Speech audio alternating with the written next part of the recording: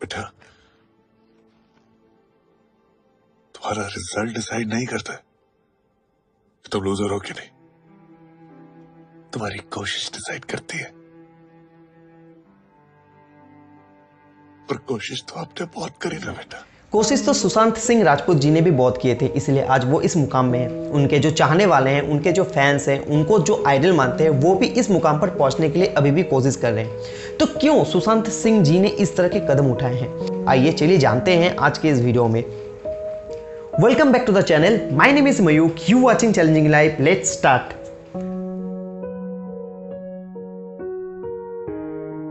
बिहार पटना के रहने वाले सुशांत जी का जन्म 21 जनवरी 1986 में हुआ था। उनका स्कूलिंग पटना में ही हुआ था, लेकिन आगे चलकर उनका फैमिली दिल्ली शिफ्ट कर गए। दिल्ली में उनका कॉलेजिंग कंप्लीट हुआ। कॉलेज कैरियर में उन्होंने इंटरनेशनल फिजिक्स ओलंपियाड में उन्होंने भाग लिया था, जिसमें उन्होंने विजेता भी हुए थे। इससे आपको अंदाजा हो जाएगा कि वो एक्टिंग के साथ साथ पढ़ाई लिखाई में भी बहुत अच्छे थे। लेकिन सुशांत जी को डांस करना पसंद था, उन्होंने डांस क्लास भी ज्वाइन किया। आगे चलकर उन्होंने बड़े बड़े एक्टर और एक्ट्रेस के पीछे को डांसर के रूप में भी काम किए।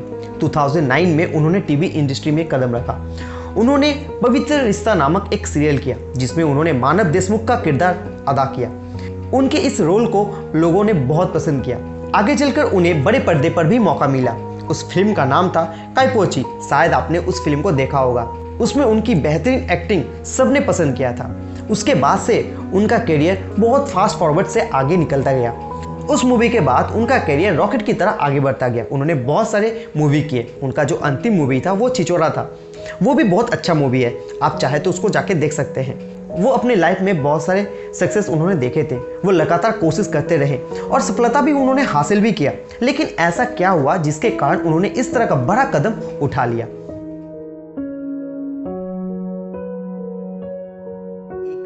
इंडिया वर्ल्ड का नंबर 1 डिप्रेस्ड कंट्री में से एक कंट्री है। भारत में हर एक घंटे में 15 लोग सुसाइड कमिट करते हैं। ऐसा क्यों? हमारे देश में डिप्रेस बहुत गंभीर बीमारी है। लोगों के बीच डिप्रेस को लेकर अवेयरनेस बहुत कम है। डिप्रेस लोगों का हमारी सोसाइटी में मजाक उड़ाया जाता है, इसलिए जो डिप्रेस होते हैं वो डॉक्टर के पास भी नहीं जाते हैं। डिप्रेस्ड इंसान दो तरह से हो सकते हैं। बायोलॉजिकल फैक्टर, यानी समय के साथ साथ आपका मेंटल फिजिकल चेंज होते रहते हैं, तो इस बदलाव में आप कहीं ना कहीं कभी ना कभी किसी भी तरह से आप डिप्रेस कंडीशन में जा सकते हैं। और दूसरा है सोशल इन्वायरमेंट फैक्टर, जहां आपके लाइफ में कुछ ऐसा इंसिडेंट हो जाता है जहां आपका माइंड उस इंसिडेंट से बाहर निकल के नहीं आ पाता है। आपका माइंड उसी इंसिडेंट को लेकर बैठ जाता है। इससे आप डिप्रेशन के मोड पे जा सकते हैं। तो आप कैसे समझे कि आप डिप्रेस कंडीशन में जा चुके हैं?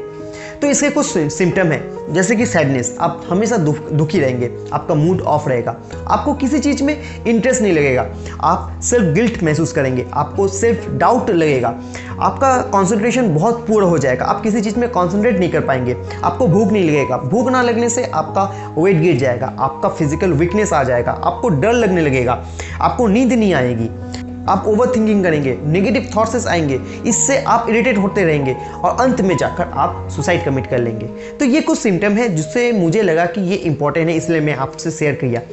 तो डिप्रेशन से कैसे आप बाहर निकल सकते हैं, ये कुछ सिम्टम है जिससे आप आइडेंटिफाई कर सकते हैं कि आप डिप्रेस कंडीशन में जा रहे हैं या जा चुके हैं। देखिए, डिप्रेशन एक्चुअली स्ट्रेस और डिप्रेशन दोनों अलग अलग हैं। बहुत जन हैं जो स्ट्रेस को ही डिप्रेशन मान लेते हैं, लेकिन स्ट्रेसनेस 2 दिन या 3 दिन या ज़्यादा से ज़्यादा 4 दिन रहता है। यही स्ट्रेसनेस यदि 1 वीक 2 वीक्स खींच लेता है तो आप मान के चलिए कि आप डिप्रेशन जोन में जा रहे हैं या आप जा चुके हैं।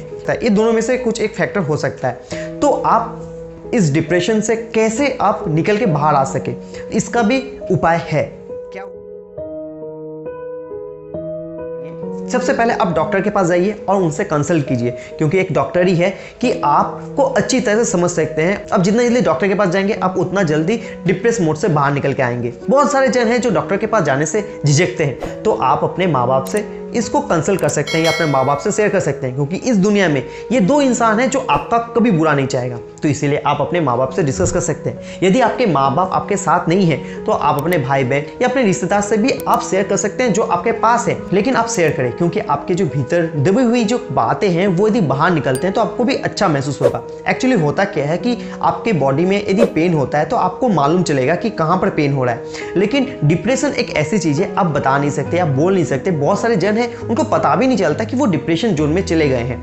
तो आप जितना जल्दी हो सके आप डॉक्टर के साथ कंसल्ट करें ताकि आप अपने आप को सेफ रख सके, क्योंकि डिप्रेशन कंडीशन में क्या होता है ज़्यादातर बहुत दिन तक हो जाता है। जब आप इरिटेट हो जाते हैं अपने लाइफ से, आपको लाइफ में कोई मोटिवेशन नहीं मिलता है, तो आप इस तरह के गलत कदम उठा लेते हैं। तो इससे आप बचें।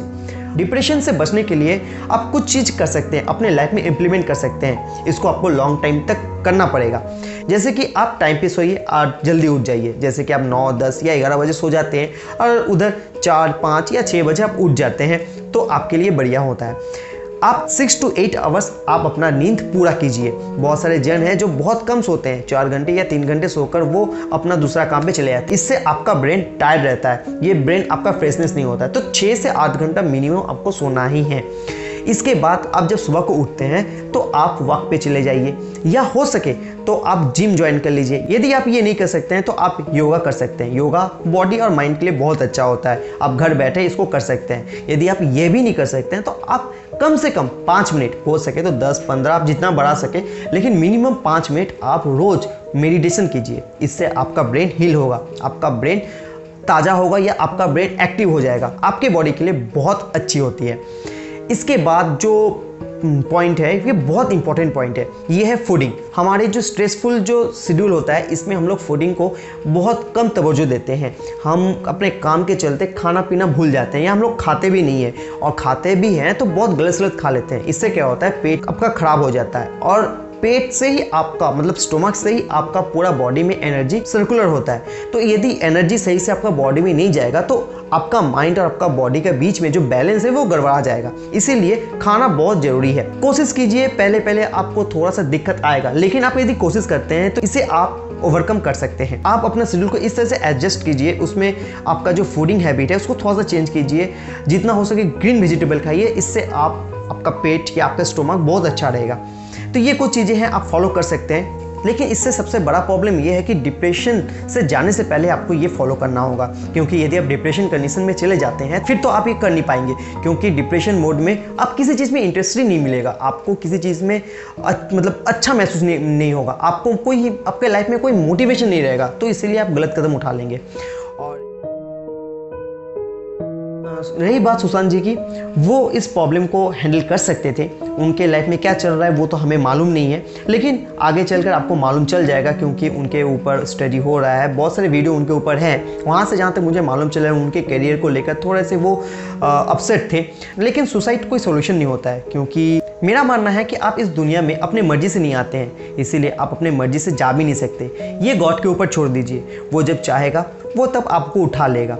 लेकिन इस तरह के कदम उठाने से पहले अपने माता पिता के बारे में सोच लीजिएगा, अपने चाहने वालों के बारे में भी सोच लीजिएगा कि आपके जाने के बाद उनके ऊपर किस तरह का इफेक्ट पड़ सकता है, उनको कितना तकलीफ हो सकता है कि आपके जाने से। लाइफ में उतार चढ़ाव रहता ही है, हर रात के बाद दिन आएगा। आज खराब दिन है, कल अच्छा दिन आएगा ही आएगा। आप कोशिश करते रहें। लाइफ में कोई भी चीज़ स्थिर नहीं है, वो मूवेबल है।